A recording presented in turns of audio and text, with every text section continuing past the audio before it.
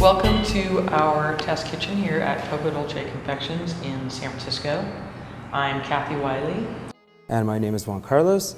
Today we'll be showing you how to make a simple ganache that you can make at home. The recipe for this truffle today is 10 ounces of chocolate of your choosing, 5 ounces of heavy cream, and for our tea-infused truffle, we are using a heaping tablespoon. You'll see that Juan Carlos has put the cream into our pot to simmer.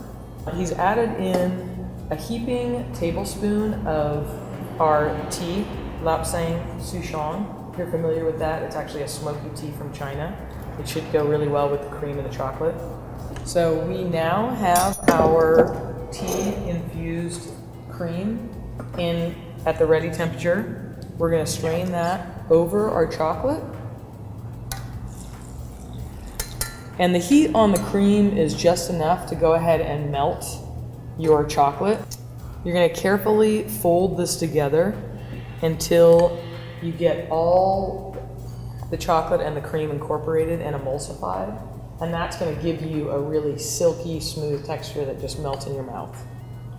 Our next step for that, once Juan Carlos has that perfectly blended, is that we'll pour it into a tray and we'll set it to chill. So you see I just have a baking sheet. I covered it in parchment. That'll help it'll keep it a little cleaner and it'll be easier to deal with later. So Juan Carlos has that all incorporated and we're just gonna pour that in there.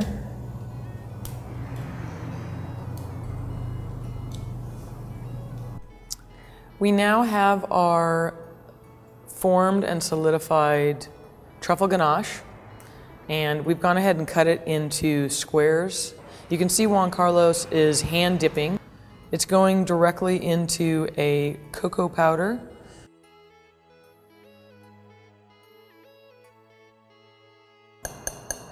When you're using your master recipe or the recipe we have here today, again, feel free to use different ingredients, whatever you like. Here we have a raspberry puree, but you can use a jam instead. Any kind of jam you like, raspberry, strawberry, black currant.